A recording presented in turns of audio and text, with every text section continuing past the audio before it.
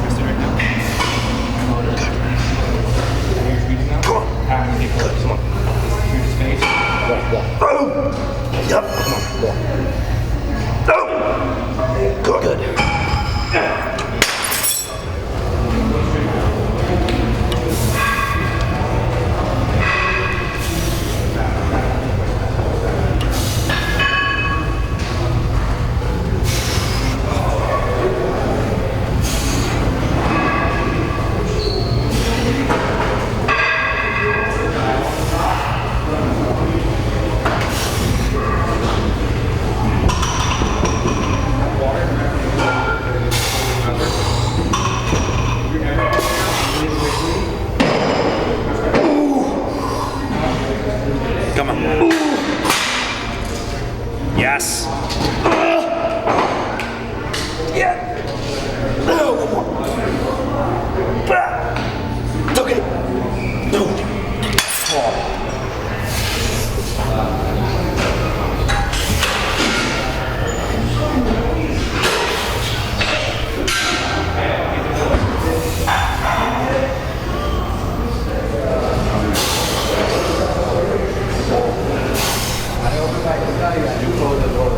Yep. Come on. Come on.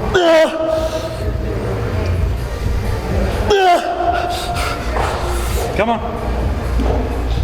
Okay.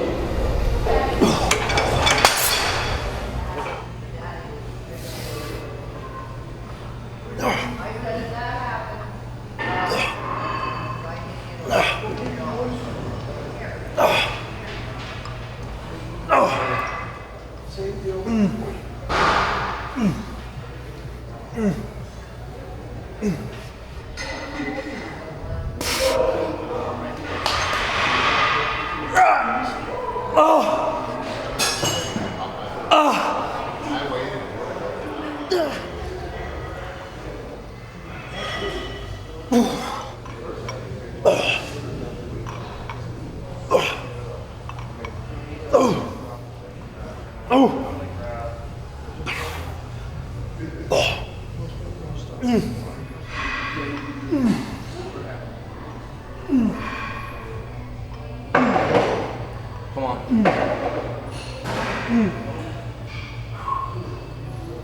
Oh.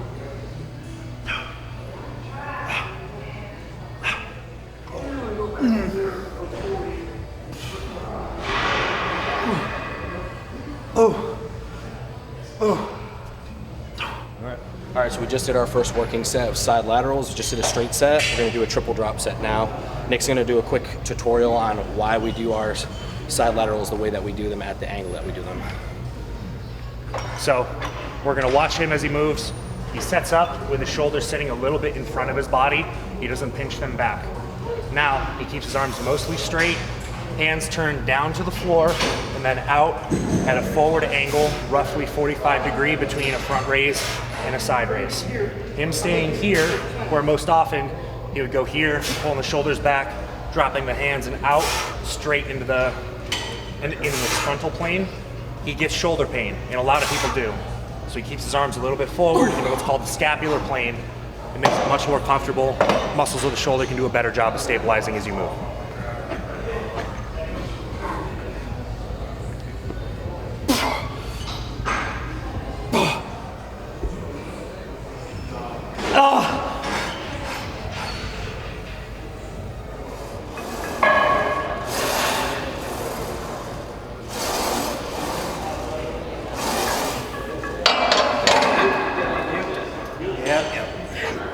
make it doable for stubby arms.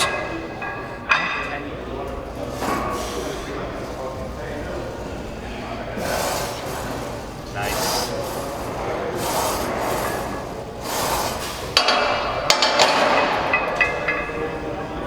Make sure you keep practicing finishing the rep. Okay. Yeah. I know it's the warm-up, but make sure that you're cueing it, because once you go onto the working set, you want to autopilot and not miss. Yep.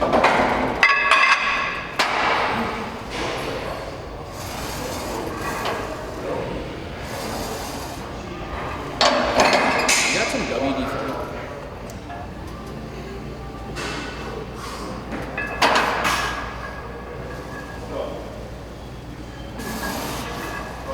Finish it.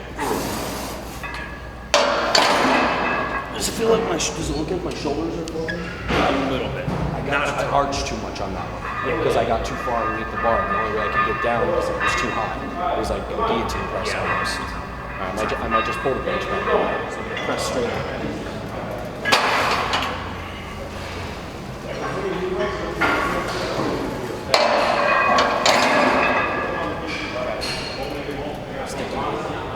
A little sticky.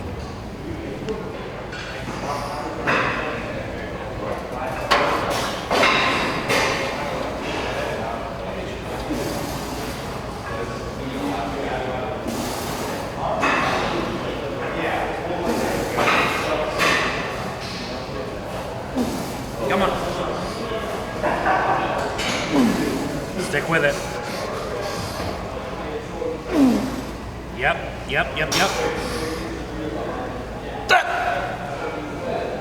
Good. Okay.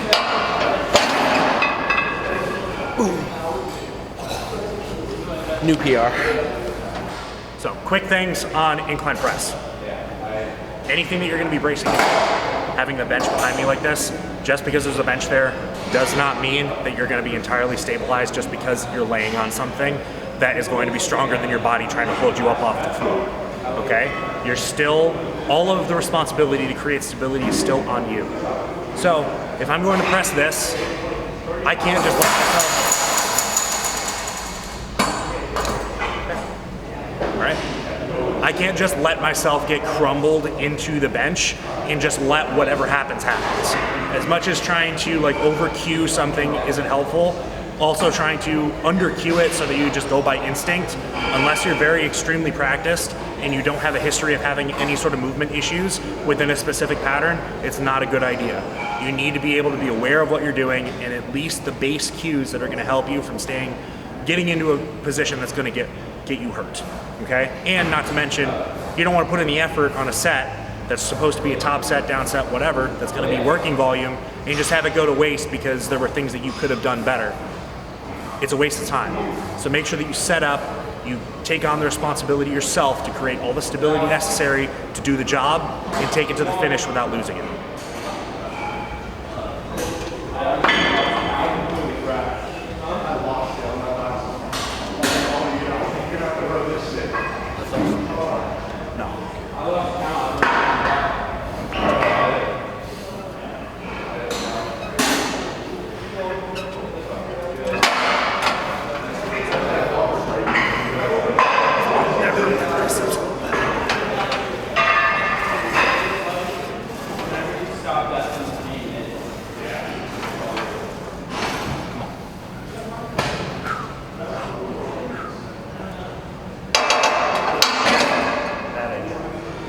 Yep.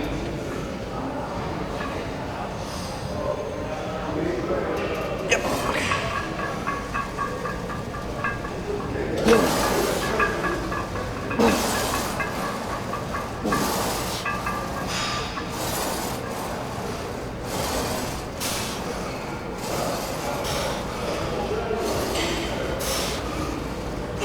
Come on.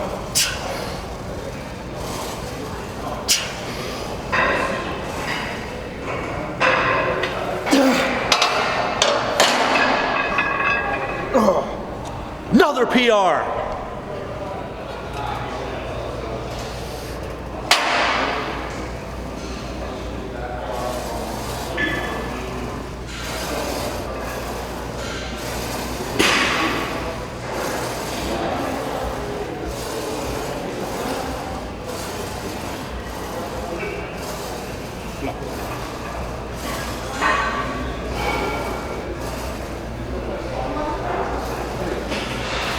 Finish, finish, finish. Yep. Down, down.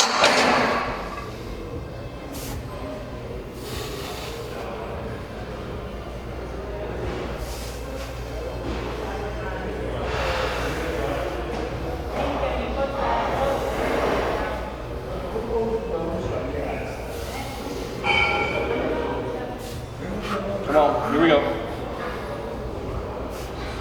Yeah. Oh.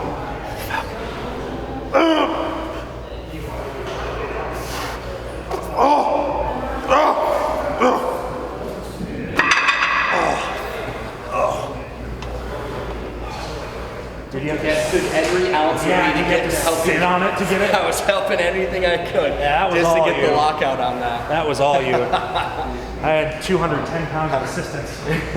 All right, so now we're on the Incline Prime. Like I mentioned before in some other videos, if you have access to equipment like this, you definitely should be using it. So today, we're doing 3 sets.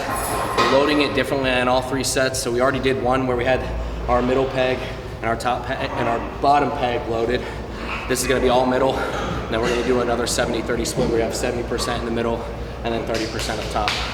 I've gone into detail on like what the different pegs mean, so you're just gonna have to go back and watch some of the other videos. But that's what we're doing for this next movement.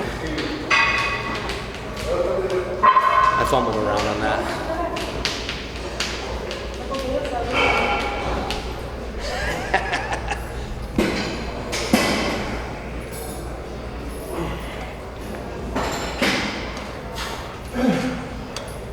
Three, 2, 1. Okay.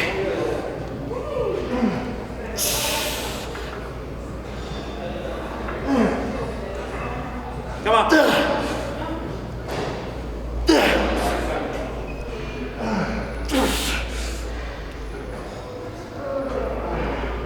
Okay.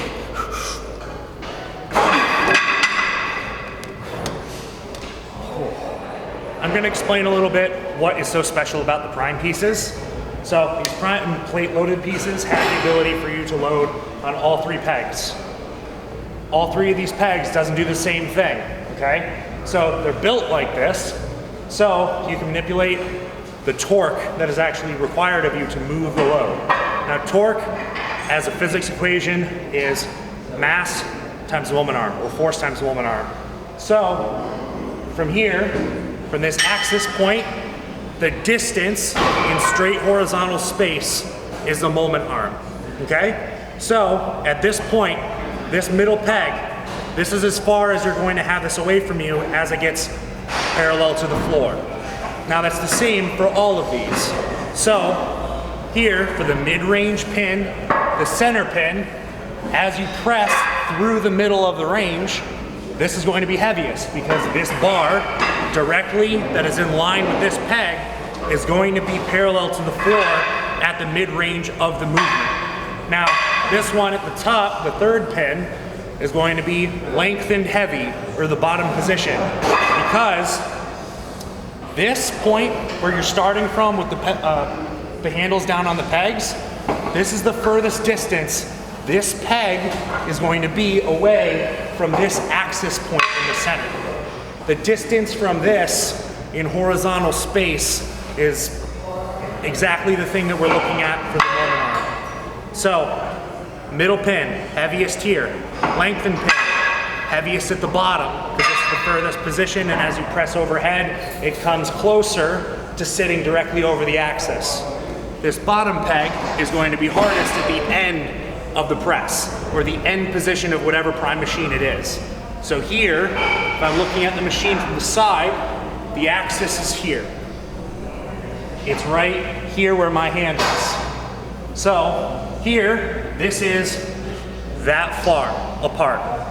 Now, as you press, this peg will go out here. Now, that horizontal distance is this. The weight on the peg is the same, but as it gets further and closer to this axis point in space, is going to determine how heavy it is for you. And so these give you the opportunity to change your loading parameters so you can hit different ranges of the muscle length with the loading you're doing, which almost no other machine in specific lines of machines can do. Strive and Prime are the ones that do it.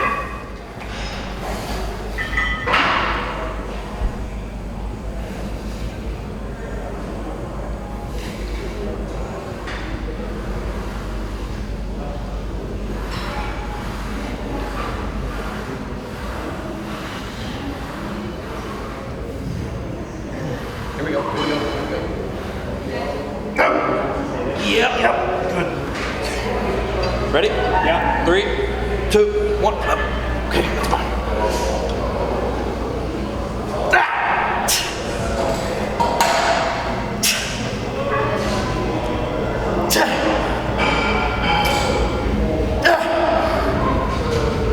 Yeah.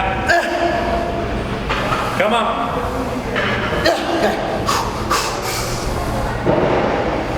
Yeah. Go. Control down.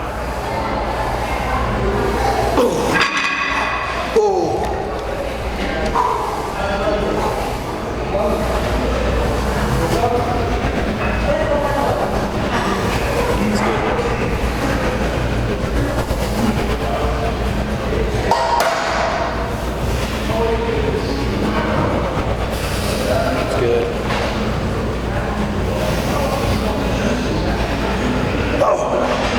Here we go. Yep, good. Press hard. No, let me through. All right.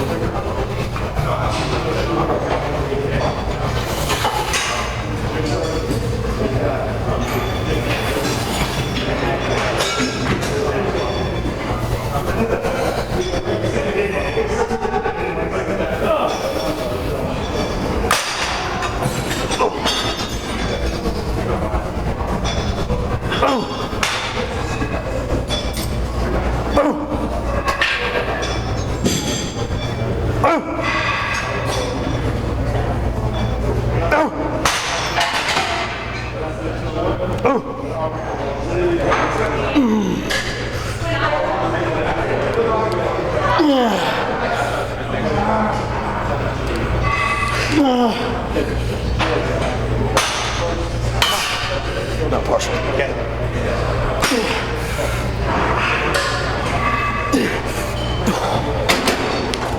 So, seated cable fly. If we're gonna set it up on this or a free motion cable or something like that, you wanna make sure, first things first, that you're giving the mechanical advantage to the pec to do the job and not give it to something else. You're quickly going to lose the mechanical advantage for the pec if you're sitting upright into this and have your entire back flattened against the pad. If your rib cage is totally flattened down, you're gonna have a really hard time getting your pec to do this. It's going to give that advantage to your front delt because it's going to be sitting more in line to the cable direction. The rest of your pec, flattening down, is no longer gonna have that line of pull aligning to it, okay? So to do that, keep your butt a little bit forward, open up your chest, turning up your rib cage, and now the angle of the pec fibers aligns more to this cable line. Into the bottom, keep yourself up, turn your arms open, arms out, close to straight as you can without hurting your biceps or your chest. Keep your shoulders slightly down out of your ears, slightly packed, allow them to move. Press out in front of you, and as you get there, straighten your arms out a little bit more. You want to think about cueing to bring the insides of the elbows into one another as you push forward, not your hands.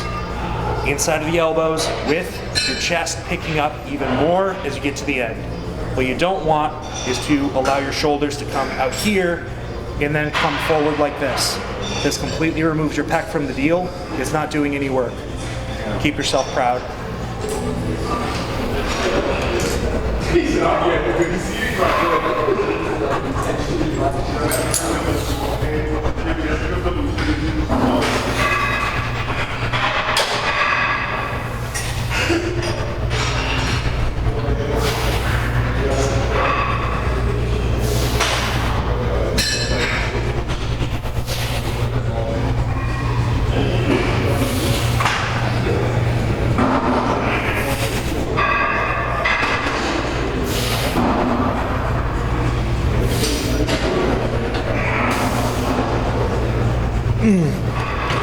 right, guys, so that's a wrap.